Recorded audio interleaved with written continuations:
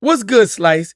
Been fucking with the Talk Heavy podcast and been rocking with y'all since Dev was on the other show. I'm not sure if you seen this or not, but I know that y'all therapists, so I need y'all opinion. A couple years ago, my favorite nephew went to jail for murder. He was 17 and got charged as an adult for killing another kid.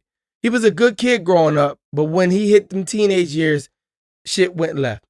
His mom, who was my older sister by 15 years, will always call me asking me to try to talk to him. I would always give him game and let him know the route that he was heading was only going to lead to him being in jail or dead, but he wouldn't listen to me. My sister asked me, could he move in with me before he got locked up?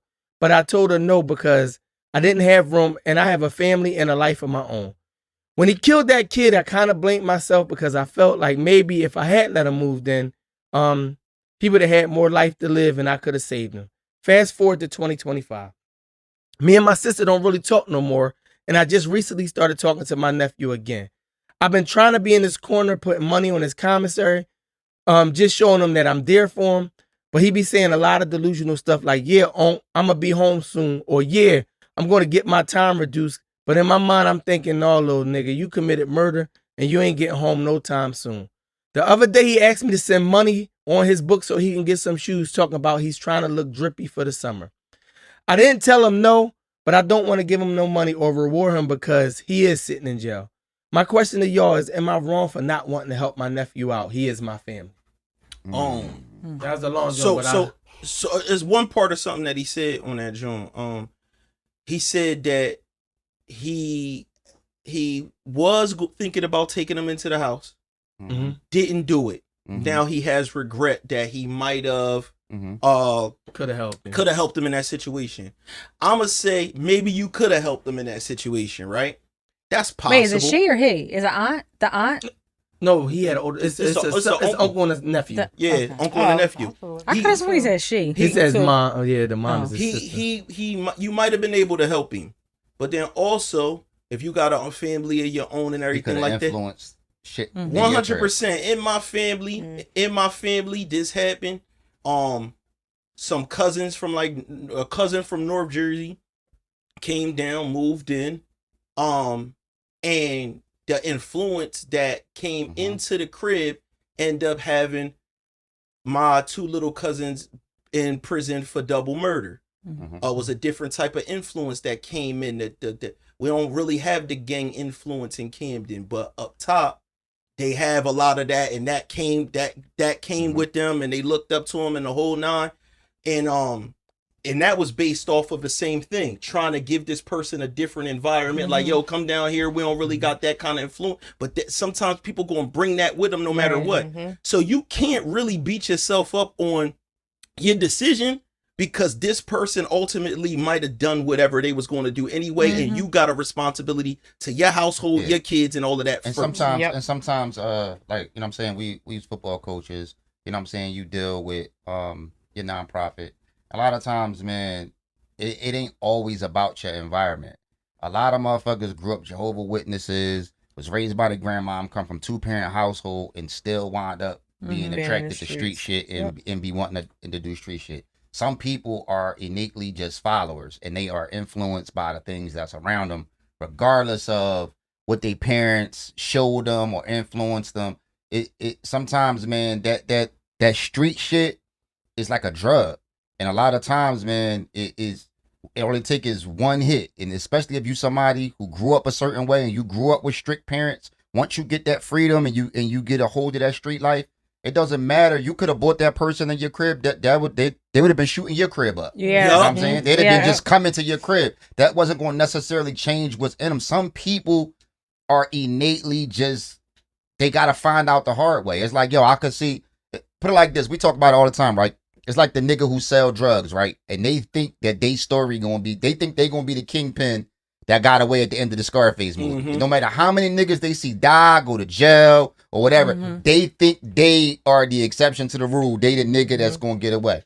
So you could have moved him in your crib. Maybe you could have helped him. Maybe you could have fucked your life up with his life. Exactly. Next thing you know, because honestly, how many times have we been in situations where you found yourself in some street shit, if you want to call it, but it wasn't even your situation.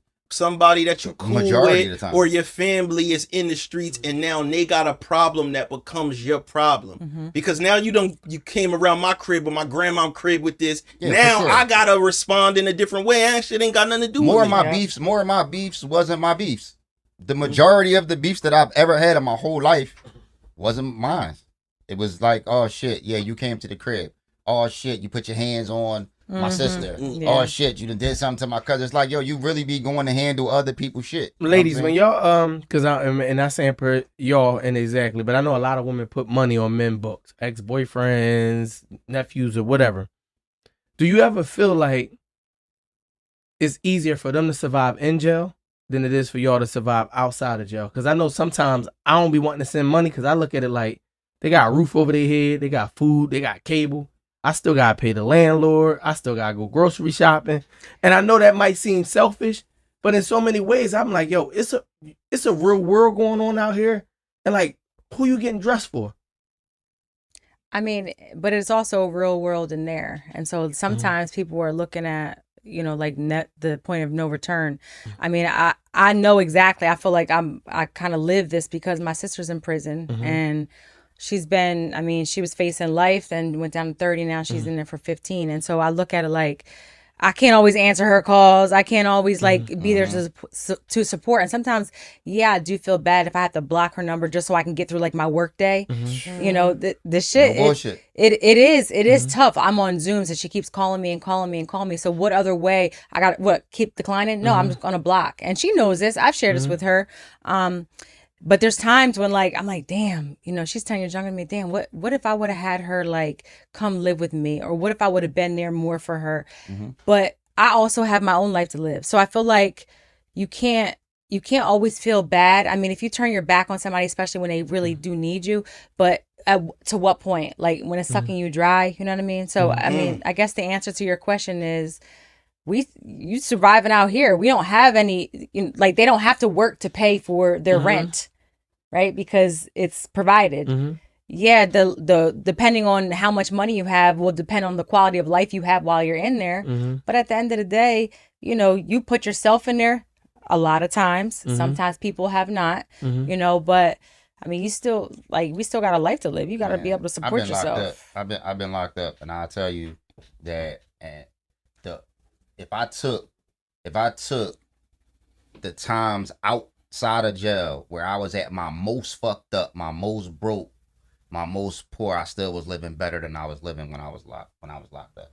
Because at least when I'm out here and I'm sleeping on my nigga couch until I get some bread to try to figure it out, I'm not worrying about a nigga killing me in my sleep. True. I'm not worrying about all this other shit that's going on. Like I could still go get some pussy if I want. So even on the outside, it's easy to look at it like, oh man, look, them niggas got a roof over their head. They getting fat and all of that shit. But yeah, they eating bullshit. You know what I'm saying? Them niggas is being told where to fucking go to sleep and all that shit. You gotta fucking get naked when they tell you. It's it like, fucks you up mentally. Yeah, it's like, so even though they getting food, it's like, bro, niggas is out here free getting food stamps, still getting free food and living in Section 8 cribs, still got a roof over their head. So it's like, even when you at your most, you could be out here in the projects living fucked up, bro. That shit is way better than being in jail. And they want to feel human. So sometimes the whole thing of getting fresh or whatever like that, right. They just want to feel good about something. But if I'm in this person's shoes, they saying they want to help them, but they don't want to reward them. Find a middle line. One thing that I'll tell you is, if you helping somebody and you ain't helping them to the amount they want and they feel a way about it, that says something about them.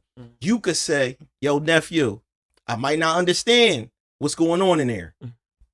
I'm not going to help you get fresh. But what I will do is, anything you hit me up with, you want a book. You want this, you want certain stuff. I'm going to make sure you eat. I put money on your commissary for food, whatever. But I ain't sending in no J's, bro. Like, you gotta do that. That's some other what I way. was It's a boundary. Yeah. Yeah, it's a Yeah. boundary you got to Yeah. create because it could be, especially if you answer on the phone, like thinking about the people on the inside, like they just can't wait for somebody to answer the phone. And so there's this guy called his name is Splash Moolah. I don't know if you guys ever heard of him, whatever. He's done music, but he was locked up for, I want to say like 20 some years. And I got connected with him, I don't know, somehow. And he was the only person, he reached out to me, was like, listen, I know what it's like to be in prison.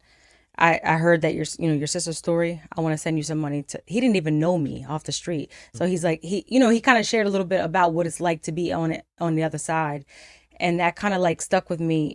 Just like mentally, just to kind of I try to think about that when she's calling me or like she has kids. She's asking me, hey, can you send them a card or something? She's like, I'll send you money. You could send them something. Hold on, Did he splash? Did he splash? Splash who? Listen, oh no, You ain't Niggas couldn't even hold that shit. I wasn't going to Couldn't even hold that shit. Listen, I wasn't even going to ask that particular, but I was like, Yo, do me you? and this nigga made eye contact. Shout out to Splash Moolah. All right, there you go. Because I was about to. He didn't splash. I don't even. We've never even Why met don't you? in person. Okay. Okay, hold on. So wait a minute. Alright, Hold on. So I was going to say, do you think? We always gotta be stupid, y'all. Come Do on, you man. think? Do Literally. you think he would have sent the bread if you was ugly? I could be ugly to some people. No, that wasn't the fucking question. You know, Great deflection.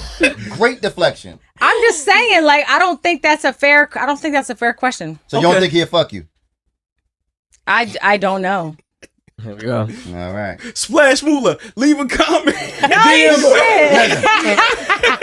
Send that nigga a pussy pic and see what happens. I'm not sending him nothing That's because that's crazy. not the kind of relationship that we had. I mean, Okay. I'm sure the money will go up. Oh God. Oh my God. I'm just gonna create For a good OnlyFans. cause. Like, no. Sometimes you gotta use your vagina for a good cause. Wouldn't you agree? It's nice and tucked. She said, No, don't ever use your vagina. you never dealt with a nigga that was in jail or anything at all? Yes. Oh, okay. Yes. How do they even get in Yes. touch with y'all? So I mean, Niggas Niggas in jail out playing. here going through it. Niggas in Niggas jail. trying to find relations Bro, in these niggas streets. be No, they dead, do. I was they'll on be a having dating the site baddest and the shit. dude was he called me. He was in fucking jail. I said, On "Are Tinder. you? What are you?" no, these was people that I dealt with out here that got locked up. Like my daughter's father, he was In he and caught out. like 4 years. He was in and out. But a lot of my guy friends, I used to be with a lot of guys every day. You know what I'm saying? And they was in the streets. So Explain yourself. I used to hang like I You just hang want to with see my if you had girlfriends. trains ran on you. That's No, all. I ain't never do that. Never thought about it. Never It's crazy thought how I about knew Never what you were thought thinking. about it. Like, Never come thought on, about we it. all Never went to the thought for 2 about hours. it. What's your porn category? I don't watch porn. All right, that's it. We know you watch autistic I don't midgets. watch Do you porn. masturbate? Yes. Oh, she a Just the freestyler. thought, just freestyle. No, I don't masturbate to poetry. I mean, I think about a certain. Sidebar, y'all. This person is a poet. She a poet. She's a poet. Come on, and can you that's give the us reason some? why. That's the reason why. Give us something light. Give us something light. Let's hear these poems. Your freakiest one. How about that? Yeah, Man, I got sweatpants. because you know they all got freaky They all got poems. a Yeah, everybody got a freaky poem. I got one. That's crazy. I ain't got no freaky one. I got one when I'm talking to a little bit of shit. All right, let's All hear right, it. Let's hear it. Let's hear it. Bitches wondering what's the hype. These niggas wondering what it's like. Is the pussy good? What type of nigga she like?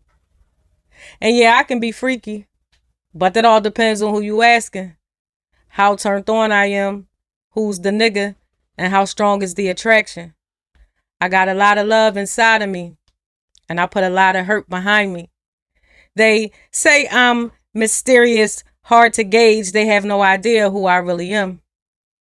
But I think that's when the turn on comes in. But what you see is what you get.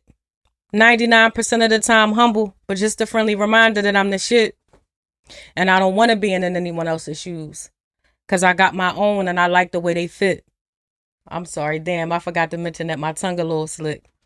Built from the inside out, not the outside in. And I like to talk shit every now and again. I stay in my own lane, which means I never tried to fit in. I get to be myself, be free, be me. So To me, that's a win-win. I've seen niggas that can never reach me come after my seed because she's a replica of me. You see the irony? I'm either all the way in or all the way out. No gray areas. Tricks off of kids, and this here is no play area. Everything I've got, I've earned, and everything I'm about to get, I deserve. Risk taker, goal chaser, shit talking, heartbreaker with a big heart. Who's sexy whether in sweats or a dress. So check my style. Now while you at it, peep my walk. It's me. And I don't get chosen. I do the choosing. So it's 0 fucks given about how someone else is moving. I come from good stock. Nigga ask about me. Nigga ask about me. So FYI, if you're coming for me, I'm looking for something extraordinary. Because I'm pretty much done with the mediocre, the just okay, and the ordinary shit. All experiences moving forward need to be mind-blowing. From the sex, to the conversation, to the gifts, to the trips. You know, since I got my heart snatched, I want to be able to call my sister and be like, bitch, I think I got my soul snatched. Any takers? So you see, my difference has always made me different. And yes, I'm a lot of things rolled up in one. And yeah, it's plenty bitches with the same characteristics, but I'm still one of one. We not the same, sis. Damn. Bars. That's a mic dropper. That's a mic dropper right there. All he heard. Yo, man. Oh, Yeah, man. you that's crazy. You memorized that? Damn, that's long as hell. Listen, all the niggas in jail, all the niggas in jail that's watching this, because we know y'all got them phones in there in jail, man. Leave a comment, man. Leave a jail comment in there. Let us know if you fucking with you know what I'm saying, because she was spitting heavy, man. Yes. Thank you. Thank That you. talk That was was- definitely yeah, heavy. You could have put a beat on. Yeah, for real. You a rapper for real. I am not. No, I think you so. right. I am not. Bars. I am not. You a rapper. I am not. She said, nigga, ask about me, nigga. Yeah, I know. Oh wow, That man. was good. Yeah, dog. Your nephew, he made it. You know, he made his bed. He got to lay in there. You can Sure. make it a little bit more comfortable for him in whatever way you are comfortable with. If you don't want to lace him with sneaks and all that type of stuff, or fly sneaks and all that, Yeah. you could do something in another way to help him. For And if sure. he doesn't appreciate that, then that's a him thing, not a you thing. It's the same equivalent to when you free and you out here, right? And you got that aunt that's on drugs. So you be like, yo, I'm not giving you money to go get no drugs, but I'll buy you something to eat. Right. Yeah. You see what I'm Exactly. saying? You're like So- the homeless niggas that be like, I don't Yeah. know cheeseburger, Yeah. pussy. I want some Heron, nigga. But you know what? But you know what? He was 17 though, Huh? right? He was 17, right, when Yeah. he went in. So he's still a kid. Yeah. So I think that's why he feels bad, because he's a kid. Yeah, young boy, like, yeah. yes, you are either a product of you're a product of your environment, but also your decisions. But he's a damn kid. And he You got still like- thinks shit is a game. Think about it like Because this, though. you worried about the wrong shit. You in jail worried about some drip. You should be focusing on school. You should be focusing on getting something on your commissary to eat. You But know I'm what gonna play saying? devil's Like, advocate, right? Okay. Because it is survival mode while you in there. Like you said before, you got to watch your back. You got to sleep with one eye open. Like the stuff that my sister said that goes on in there. And I'm like, listen, you can't be in the. She'll go in the box for like a month, and I'm like, you can't do that. She's like, yeah, but you got to understand. Like I can't be having nobody try to punk me, trying to take my stuff. Yeah, She's that's like, your- I that's gotta your let livelihood. I gotta let people know that I'm not playing with them, and that unfortunately comes with the. listen. But how does that the how does that consequence. correlate with drip? You get sneakers, somebody want to take your sneaker. Now you Yeah. fighting for your You sneakers. you just fighting for you your just sneaker. don't so you just don't know. So like you constantly I'm not saying like Jordans, but you like she would even call me like, listen, I want to get these shoes, because it's all like reputation too. So like it's the same Okay, shit. Like okay, while you out okay. here, it's the same stuff in there. Like a certain reputation. People gotta look at you and kind of fear you before, as opposed to so they're not going to try you. Yeah, You know for what I sure. mean? But I'm like gonna sneak him a knife in that. Yo, joint. listen, hold on, real quick, because I went into a shout out to Andre Norman. I went to a prison, Trousdale prison in Nashville, Tennessee. Went out there. The jail is terrible. It's crazy. But you see people in the jail whose who look like they in rags, like look like slavery rags. Mm-hmm. Then you'll see a guy in that same jail. 360 waves. His shit is so immaculately white. His clothes. It's like, dog, where did you... It's so dirty in here. How are you even this clean? But you could tell that guy got a different kind of respect because in the way he walk around in that joint, he looked like he was like he could have wore whatever this makeshift outfit he had on. He could wear that out here and look like he was ASAP Rocky or some shit. Yeah. Hierarchies exist everywhere. Like even in high school, you had the cool kids, then you had the goths, then you had this, that. It's like at your job, you got the motherfuckers who wear this. It exists everywhere. To play devil's advocate real quick though, I know we gotta get out of here, but it's like, yo, you said the person was 17. We feel differently about that though. Let's say for instance, if a person was 17 though, and they did something to one of your children, and then they went to jail, it would escape your mind. The way that it would make you feel would escape your mind that that person was 17. You wouldn't really give a fuck. I think I'm so empathetic that it would still hurt me because that's what like my work is around youth, you know? Okay. So like, I think like I'm around people who do a lot of shit, like sex offenders, stuff like that. And yet, even though that may like affect me in a certain way, like, damn, like I don't really want to know that, but they're still kids. So where did that come from? Like it stemmed from somewhere, you know what I mean? If they not empathetic though, like, cause a lot of times I think that makes a difference, right? So you might get a kid that did some shit by mistake, right? They did a crime by mistake. They wound up hurting somebody. Like, oh, they was fucking playing with a gun. Boom, gun go off. They kill somebody, right? But they empathetic. Even though they gotta get locked up, they gotta do the time. But then you get that person that do some fucked up shit. I don't give a fuck. They standing on demons. They standing on it. Like, like I killed 2 motherfuckers. I would have killed 3. But guess what? That comes from somewhere. There's some type of trauma somewhere, whether it's an absent parent. For them too? I do. Man, that's amazing. Yeah, I do. You different. I'm gonna tell you, I went to jail to visit my homie of CFCF from Philly, and that I think it was CFCF. I don't know if it was a pick. It was one of them, right? And when I was on my way out, they had like a block of all young boys, right? Yep. And it was at that moment I realized I could never be a prison guard. I could never be anything. It was almost like watching caged animals, and the shit broke my heart. So when you talk about empathy, like I really felt for them. But I know when I watch these young boys do dumb shit on Instagram or beat up an old man or do some fuck never shit. Been in jail, bro. When I be saying in my mind, like, I know the type harm that I would do to a kid like that. I don't have that same empathy when I'm observing it. You know what I'm saying? Like the act of doing it, like.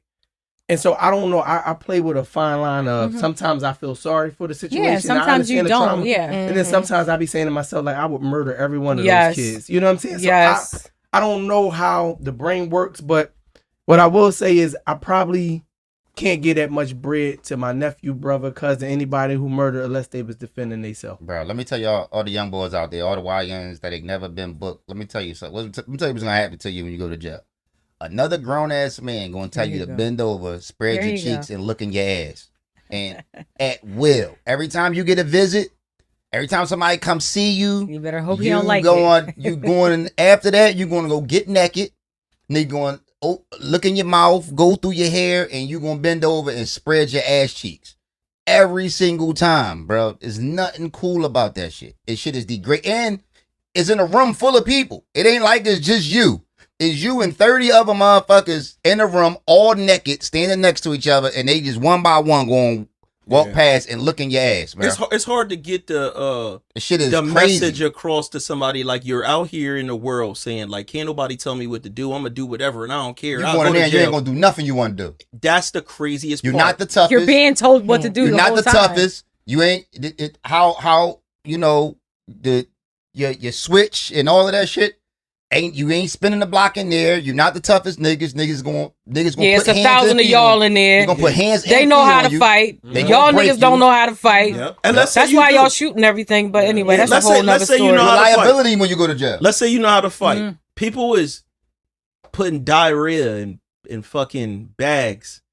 They're squirting shit on each other. Like that's how they literally will put a bunch of like nasty shit inside of a bag or a bucket or something and let it stew in there and throw it on each other. That's Like, you know what I'm saying? Like stuff like that. Like, bro, it don't matter That's why I how ain't going to tough jail. you is. Okay. You got vomit and shit and everything splashed on your face. Is vile. That's chemical warfare shit that they got in there. Real talk. And you're not going through there unscathed. You're not going through no prison unscathed. You're going to have to fight somebody. Yeah. I'll say this as we get out of here. My homie Cheeks came home from jail. That's a crazy name. Crazy name. Yeah, name Cheeks. Shout out Cheeks. Jerome Especially to Street in the follow with building. jail. Like, I don't. I don't know if he went by his regular name in jail, but my I homie hope Cheeks, not. homie Cheeks came home. And this was after a few times of going, and he said while he was in there the last time, he just remembered me telling him, and hopefully this helped y'all. Is nothing worth more than sunlight and coochie, and I wouldn't give it up for nobody. So next time you come home, man, just appreciate sunlight and coochie at least. Make sure you don't go back in the Sometimes bin. coochie gets you in jail, but okay. And the women, they appreciate sunlight and dick. There you go, and that's No, the end. they might like nighttime. And Sunlight and okay. money. You know what I'm Give me saying? the money. That's the end of overtime. Blackout curtains and dick.